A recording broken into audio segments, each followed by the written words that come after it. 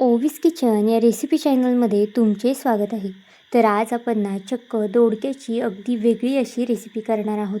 तुम्ही यापूर्वी ना ही रेसिपी कधीच केली नसेल, पाहिली नसेल, पण एकदा जर ही रेसिपी केली ना नक्कीच मार्केटमधून किलो किलो दोडके विकत आणाल. रेसिपी करायला खूप जास्त सोपी आहे. कमीत कमी साहित्यामध्ये सुद्धा तयार होते आणि झटपटसुद्धा बनते. त्यामुळे ही रेसिपी तुम्ही डब्याला करा, नाश्त्याला करा किंवा जेवणामध्ये करा. कधीही बनवू शकता असा हा भन्नाट पदार्थ तयार होणार आहे दोडक्याचा. तर चला थोडाही वेळ न घालवता लगेच व्हिडिओला सुरुवात करूया. आता त्याआधी जर तुम्ही चॅनलवरती नवीन असाल आणि चॅनलला अजूनही सबस्क्राईब केलं नसेल ना, तर नक्कीच चॅनलला एक लाईक आणि सबस्क्राईब करून घ्या. कारण की तुमचं एक एक लाईक, एक एक सबस्क्राईब हे नवीन यूट्यूबरसाठी खूप जास्त मोलाचं असतं. आता बघा बोलता बोलता आपल्या दोडक्याची जी साल आहे ना, तीसुद्धा इथे काढून झालेली आहे. ही रेसिपी मी 2 जणांसाठी करते. त्यानुसार बघा इथे मी इतका दोडका घेतलेला आहे.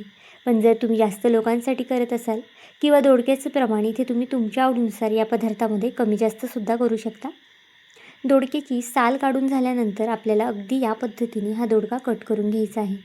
इथे आपण दोडक्याची भाजी वगैरे करत नाही, भजी करत नाही किंवा कोणत्याही पद्धतीचा ठेचा वगैरेसुद्धा करत नाही. दोडक्याची ही अगदी वेगळी रेसिपी आहे आणि युनिक रेसिपी आहे. आता आपण दोडका बघा सगळा कट करून घेतला आहे. आता हा दोडका थोडा वेळ साईडला ठेवून देऊया. तोपर्यंत इथे एक बाऊल घेतला आहे. बाऊलमध्ये आपल्याला अर्धी वाटी रवा घ्यायचा आहे. ही रेसिपी 2 जणांसाठी करते, त्यानुसार मी अर्धी वाटी रवा घेतला आहे. पण जर तुम्ही जास्त लोकांसाठी करत असाल ना, तर इथे रव्याचं प्रमाण किंवा इतर साहित्याचं प्रमाण इथे वाढू शकता. बघा रवा आपलं इथे बारीक वापरलेला आहे. पण जर तुमच्याकडे जाड रवा असेल ना, तर तोसुद्धा इथे तुम्ही वापरू शकता. इथे कच्च्याच रव्याचा आपल्याला वापर करायचा आहे. जितका तुम्ही रवा घ्याल तितकेच तुम्हाला इथे पोहे वापरायचे आहेत. आता बघा समप्रमाणात रवा आणि समप्रमाणात इथे मी पोहे घेतले आहे, त्याच वाटीने मोजून. आता यामध्ये दही घालून घ्यायचं आहे. आता माझ्याकडे इथे दही अवेलेबल होतं त्यामुळे मी वापरलेलं आहे. पण जर तुमच्याकडे नसेल तर तुम्ही नाही घातलं तरीसुद्धा चालणार आहे.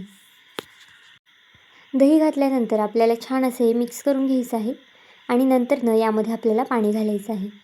तर इथे पाहू शकता मी अर्धा ग्लास इतपत पाणी ओतलेलं आहे.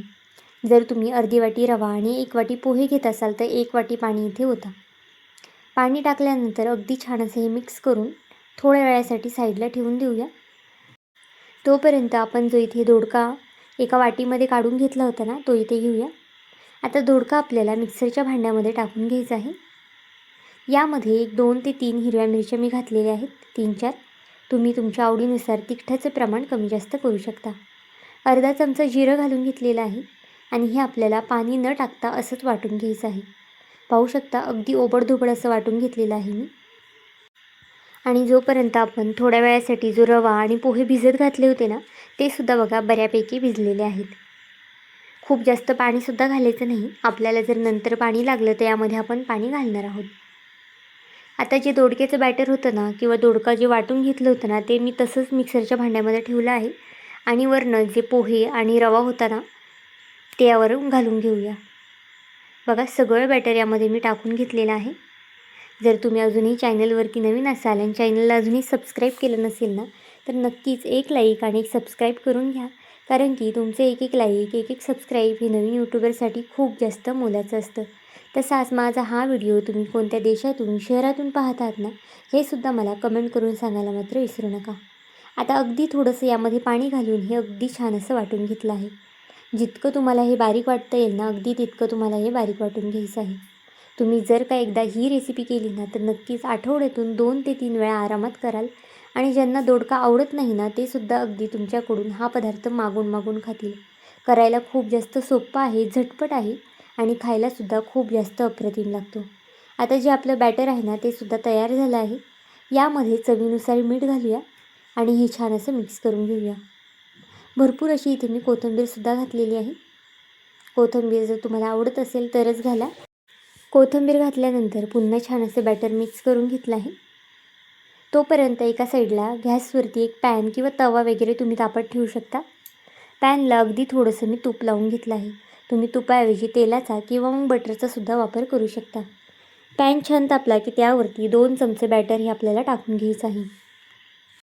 आता हे ना तुम्ही तुमच्या आवडीनुसार बारीक किंवा छोटे मोठे ठेवू शकता. इथे मी मीडियम आकाराचा असा उत्तप्पा करणार आहे. आता तुम्हाला कळलंच असेल की आपण इथे उत्तप्पा करणार आहोत. तुम्ही यापूर्वी कधी दोडक्याचा उत्तप्पा केलता का हे सुद्धा मला नक्कीच कमेंट करून सांगा. एकदाही न खाल्लेला हा पदार्थ तुम्ही नक्कीच आठवड्यातून 2 ते 3 वेळा तरी करून खाल. इतका जास्त अप्रतिम तयार होतो. वरनं आता थोडेसे पांढरे तीळ घातले आहेत. कढीपत्त्याची माझ्याकडे इथे पानं होती तीसुद्धा घातली आहे. याने छान असा फ्लेवर येतो कढीपत्त्याच्या पानाने. आणि छान दिसण्यासाठी मी थोडंसं इथे लाल तिखट भुरभुरलेलं आहे. अगदी थोडीशी कोथिंबीर टाकलेली आहे. तुम्हाला जर प्लेन हा डोसा करायचा असेल किंवा प्लेन हा उत्तप्पा करायचा असेल ना तर तोसुद्धा तुम्ही करू शकता. झाकण ठेवून 2 मिनटासाठी एक वाफ काढून घेतली आहे. खालच्या साईडने छान सोनेरी रंग येतोपर्यंत हा उत्तप्पा आपल्याला करून घ्यायचा आहे बघा. अगदी खालच्या साईडने छान रंग आला ना की आपल्याला हा पलटी करून घ्यायचा आहे.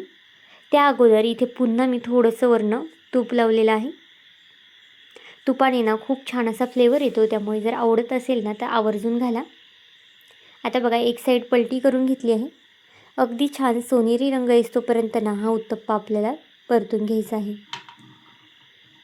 वरच्या साईडने छान कुरकुरीत आणि आतून अगदी मऊसूत असा हा तयार होतो. एक 10 ते 15 सेकंद मी फक्त खालच्या साईडने भाजून घेतला आहे. तुम्ही इथे पाहू शकता त्याचा रंग किती छान आलेला आहे. एकदा जर का ही रेसिपी तुम्ही केली ना तर मोठ्यांनाच काय लहानांनासुद्धा आवडेल, इतकी जास्त रेसिपी अप्रतिम होते. तर आता हा उत्तप्पा आपला तयार झालेला आहे. आता अजून एक उत्तप्पा इथे करून घेऊया. पुन्हा मी इथे पॅनला थोडंसं तूप लावून घेतलं आहे. पॅन छान तापून द्यायचा आहे आणि नंतर ना तुम्ही ज्यावेळेस बॅटर टाकणार आहात ना त्यावेळेस गॅस इथे मीडियम करायचा आहे. तर इथे बघा पुन्हा मी 2 चमचे बॅटर यामध्ये घालून घेते.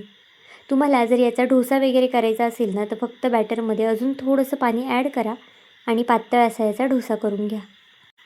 हे डोसे किंवा हे उत्तप्पे ना थंड झाले तरीसुद्धा अगदी अप्रतिम लागतात. त्यामुळे मुलांच्या डब्यासाठी जर कधी भाजी चपाती द्यायचा कंटाळा आला असेल किंवा मुलांनासुद्धा भाजी चपाती खाऊन कंटाळा येतो तर अशा पद्धतीचा हा दोडक्याचा पदार्थ नक्कीच त्यांना बनवून द्या. मुलांना खूपदा दोडक्याची भाजी आवडत नाही किंवा डब्याला जरी दोडका दिला ना तरी मुलं खात नाही. पण हा उत्तप्पा जर त्यांना दिला ना तर नक्कीच ते डब्बा संपूर्णच घरी येतील, इतका जास्त हा अप्रतिम होतो. आता बघा यावरती सुद्धा मी थोडासा कांदा घातला आहे. तुम्ही कांदा, टोमॅटो, कोथिंबीर किंवा गाजर, बीटसुद्धा यावरती किसून घालू शकता. अगदी अप्रतिम लागतो. थोडंसं लाल तिखट घातलेलं आहे आणि पुन्हा झाकण ठेवून हा उत्तप्पासुद्धा आपल्याला होऊन द्यायचा आहे. एक 3 ते 3.5 मिनटामध्ये आपला हा उत्तप्पा तयार होतो. खूप जास्त वेळसुद्धा लागत नाही. जितका वेळ आपल्याला चपाती भाजायला लागतो ना अगदी तितकाच वेळ या उत्तप्प्याला तयार व्हायला लागतो. आता वरच्या साईडने पुन्हा थोडंसं तूप लावून घेतलं आहे आणि खालच्या साईडने सुद्धा छान असा गोल्डन रंग येतोपर्यंत हा उत्तप्पा भाजून घेऊया.